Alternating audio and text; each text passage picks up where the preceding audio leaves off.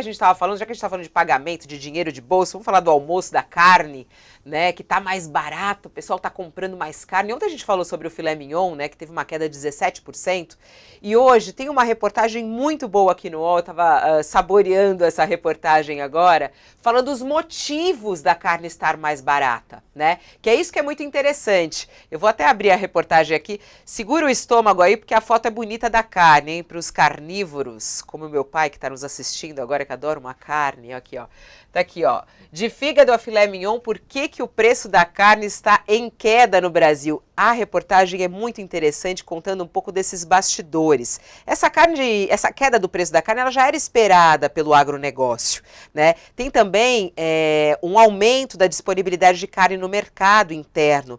Os criadores passaram a matar mais fêmeas nesse ano. Olha que interessante isso. E por isso essa disponibilidade maior. E aí a grande pergunta, mas o governo Lula tem responsabilidade em relação a essa queda nos preços? E aqui, segundo a nossa reportagem, um especialista de agro diz que as perspectivas para o primeiro ano do terceiro mandato do Lula têm sido positivas, mas que a queda no preço da carne nada tem a ver com a política do governo em relação ao agronegócio e os efeitos já. Isso é tão interessante, né, Josias? Porque o mercado do agronegócio, ele vai acontecendo e muitas vezes o governo se beneficia ou se prejudica disso, né? Mas não está diretamente ligado. Essa queda do preço da carne de quase 20%, uma maior disponibilidade, beneficia o governo Lula. Mas ele não é o verdadeiro responsável por essa queda, né?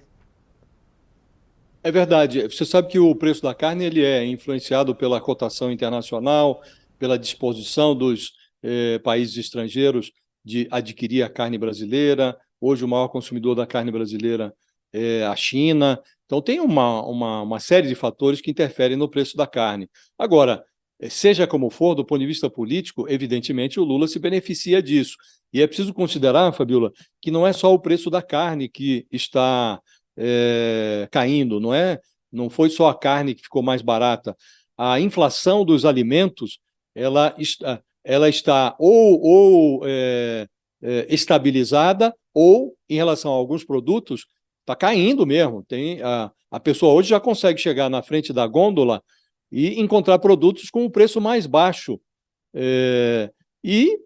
Isso, evidentemente, tem um efeito político. E, obviamente, embora o mérito não seja integralmente do governo, nós estamos respirando, Fabiola, um ambiente econômico um pouco mais tranquilo do que respirávamos no ano passado.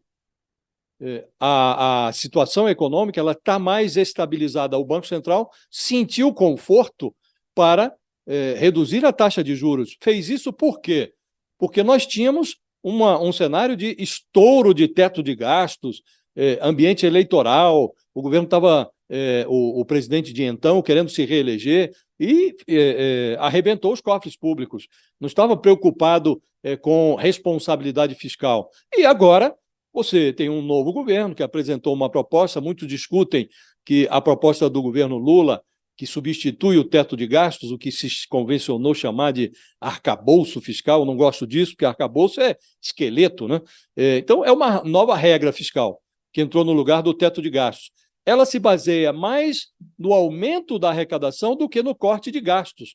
Então, há muitos críticos, mas o ministro Fernando Haddad, num diagnóstico muito otimista, diz que vai zerar já o déficit do governo no ano que vem.